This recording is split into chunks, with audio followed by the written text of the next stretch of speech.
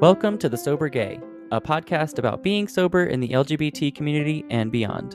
I'm your host, Dillan Gay, and yes, that is my last name.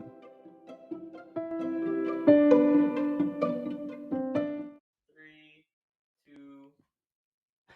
Hi, Aubrey. Hello, Dylan. How are you doing? I'm okay, thanks. Oh, God. Okay. No, I'm just kidding. What's How are wrong? I'm great. I'm doing wonderful. Good. Yeah. What are we talking? I'll let you pick up the topic today. Yes. So we are talking about shameful sobriety. Shame.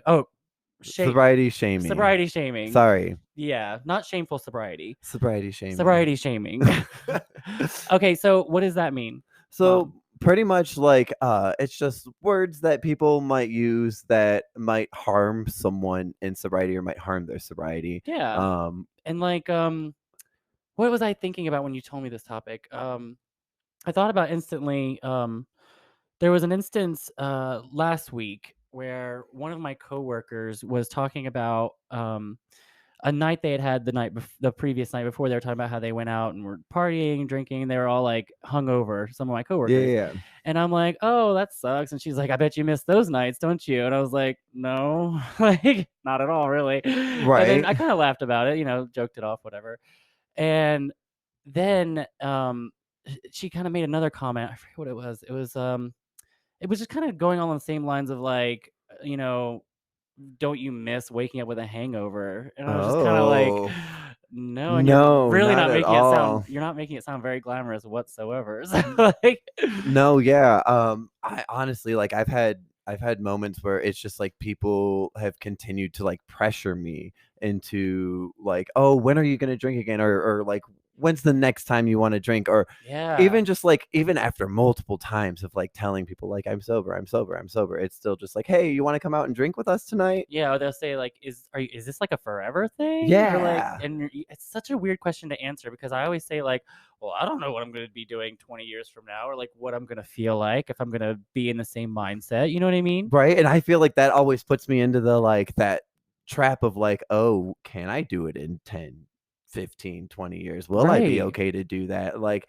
and it does kind of like, it kind of hurts when it's just like, it instead of just like stopping it as like, I'm sober, and it's like, oh yeah, that's cool. It's like, oh, why? What happened to you? Yeah. Like as in like something was just like, something's wrong, and that I mean, obviously there was something wrong and it had to be changed, but like that's all that I needed to do, and there wasn't like keeping up with it or anything like that, Yeah, I hate when people just try to always think that they know what's best and that they don't realize most people that talk to us that way usually have a problem themselves, honestly. Like, it's so true. She's like telling me this story about how she was drunk and blacked out, blah blah, doesn't remember her night, blah blah. I'm like, riveting details, lovely. Like, got anything else for me? Like nothing I've ever not experienced. Yeah, exactly. Like 6 to 1, half a dozen of the other, whatever the fucking thing is. I don't know what that means.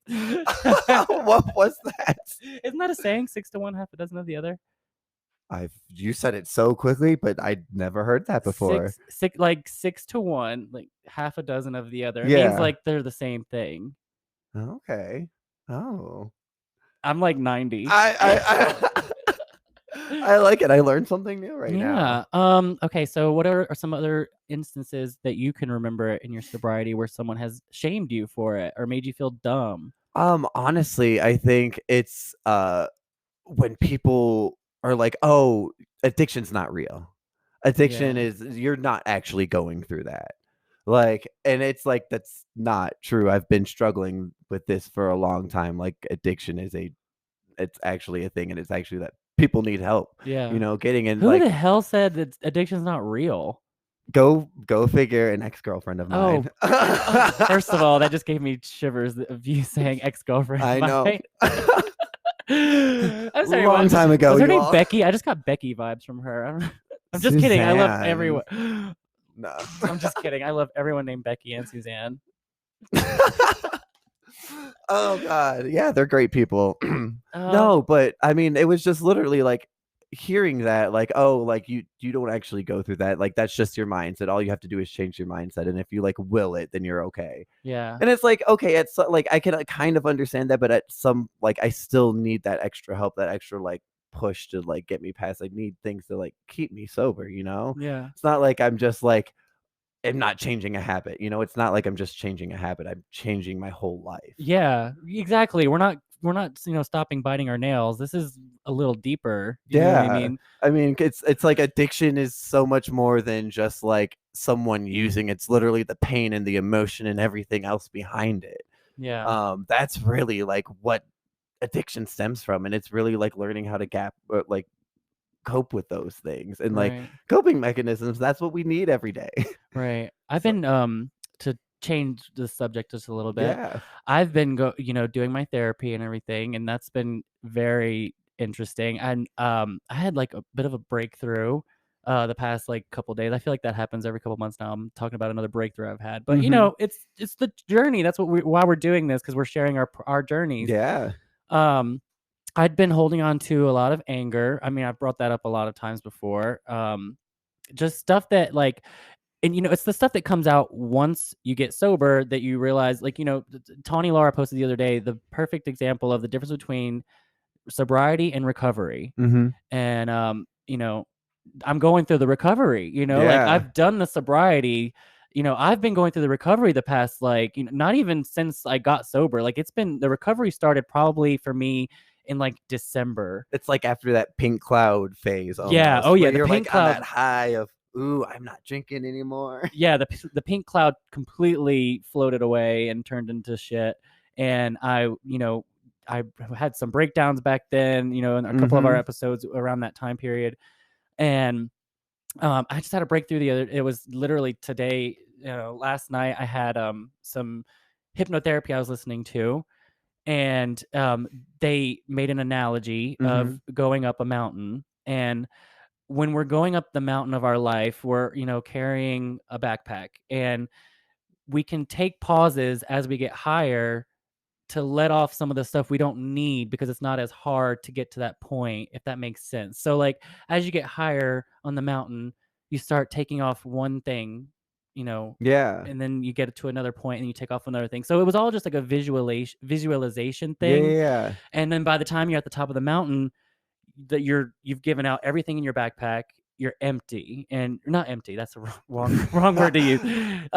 You've like unloaded everything you've been carrying up this journey. Yeah. You see where I'm going Yeah, with yeah, this, yeah, right? It's yeah. very metaphorical for life and everything. So my breakthrough anyway came through with when it got to the very last thing in the backpack. Mhm. Was, because, as we're going up, he was, saying, this is the first stop. We're just going to unload a little forgiveness for someone who's hurt us. And, I visualized that person who might have hurt me in the past. And, I let it off. I let it out, and then I went up the mountain. But the very, very last one, he said, this is the last one, forgive yourself. Mm. And I was like, like it just Mm. like it came out of me. I just turned into a waterfall. I was just like, this is it. This is it. Just crying tears, Oh, messy, yeah. teary mess. It's just my epiphany happened. It was just like, I've been holding on to all of this stuff, and saying it's about everyone else. It's me. Yeah. It's not anyone else. You know what I mean? I've tried to blame, I don't want to say names or people, people Oh, close to me, yeah. people very close to me. Oh, I've yeah. blamed them my whole life. It kind of gives away the answer. I've blamed them like my whole life. And it came down to like, just forgive yourself. And Yeah. that's like, boom, my head is just like completely in a different spot today. I almost feel like, like when you go through a traumatic event, like a car accident, and it's the next day and you're in that weird fog. I Mhm. almost feel like I'm in that fog today, because it was just like, whew, processing what happened to me last night. Or Yeah, you know what I mean? it's almost like that's what you're focusing on, and everything else is just really just moving. Yeah. It's not actually going on. I totally get that. I've been through that, and I've actually had that same. It's not. I didn't have that same exact like session of it, but one of my therapists when I was in rehab out here, they went through that same thing, and they got to that end. It was like they started like talking about things you needed to forgive and everything, and then it was just that forgive yourself thing, and it really was like, oh my god, I haven't done that.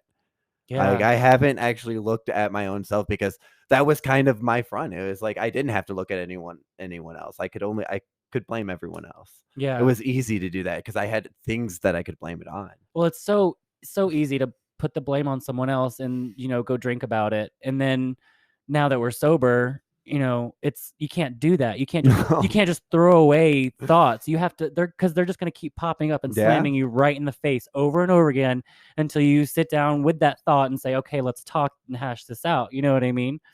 So Fighting your own ego. yeah, It's hard. yeah, it's been a journey, but that's, everyone's got their own shit, and Yeah. I don't No. know.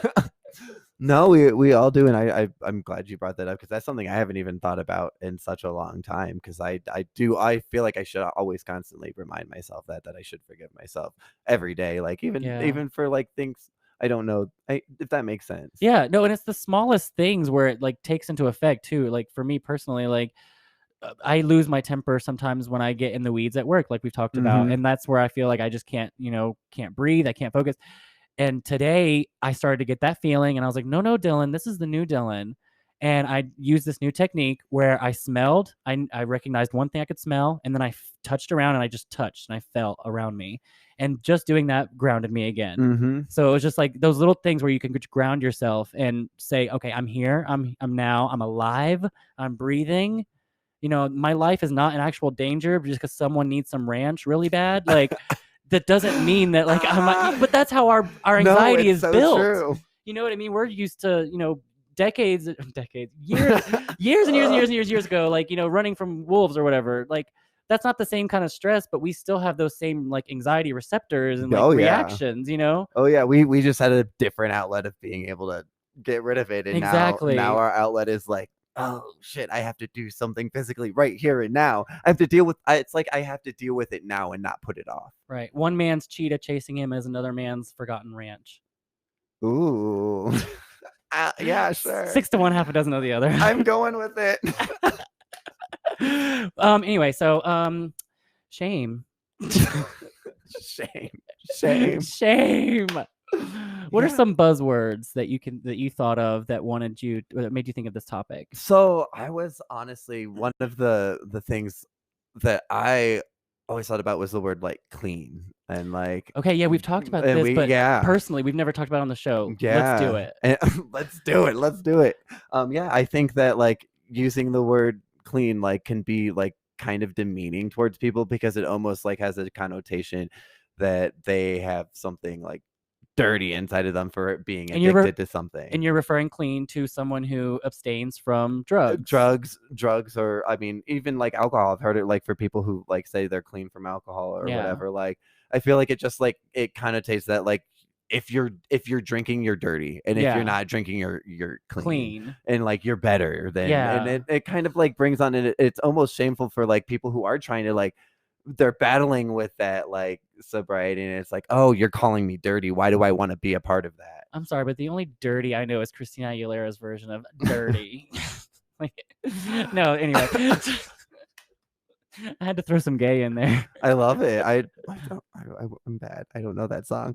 Really? I don't. That's like really old. Oh no. That's okay. I don't. Who cares? I mean, music's music. Whatever. Anyway, I threw myself off topic, but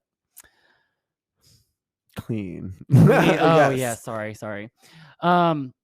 Yeah, I think it's very disgusting to use that word, and it's something I've used before, and it's you pointed it out, and I had to really sit down and be like, oh yeah, duh. Why have I? But it's just one of those things. Everyone uses that word to describe someone who doesn't use, or Yeah. whatever when they're sober.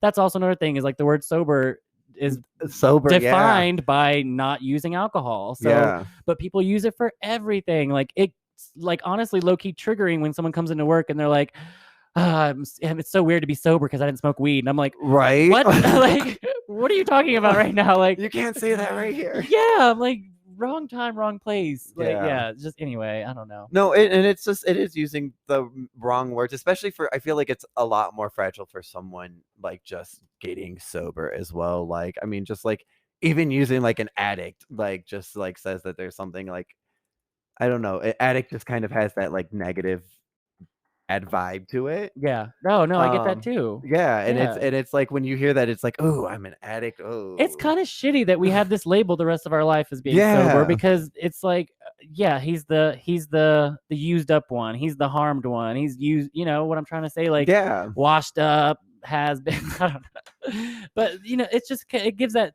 that feeling, that vibe to me It sometimes where almost I feel makes like it I'm it's like just an identifier of you now. It's yeah. like, "Oh, he's Oh, that he's the person is sober sober."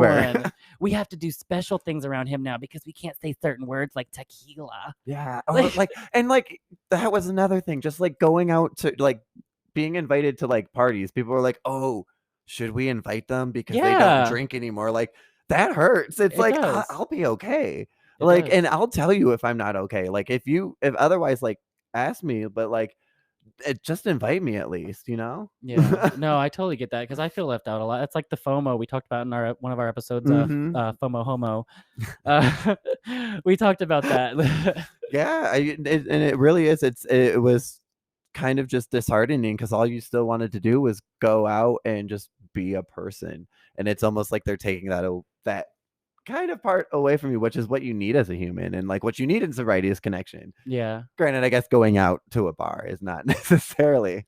Yeah, and we've also been going through like the last year with the pandemic. It's such a, different way to do sobriety in the first place. So it's just Yeah. we don't know. It's such a different experience because of this time right now. Yeah. So I don't know. True. I don't know. Anyway, this has been a little bit of a rocky episode because I am just, like I said, going through my spiritual awakenings and all this bullshit. I'm going through just school and work and school and We're work, busy. so we are busy. We are busy. You're killing it doing a lot of stuff on the You're side killing here. it. You're like getting your like whatever it is called. I didn't go to college. I didn't finish college. So. Where can people find us on Instagram if they want to find us on the lovely They can Instagram? find us at the Sober Gay Podcast. Oh, lovely. And if they want to find us online, where should they go to find us You online? should go to thesobergay.com. Love that. And if they would like to send us any emails, where can you send those emails, Aubrey? At thesobergay@gmail.com. Oh, God love ya. I'm getting it. After 24 episodes forever, I'm getting I there. think it's cute. It's your little charm. It's quirky, but until next time, Stay stay sober, sober, girl. girl. Ooh.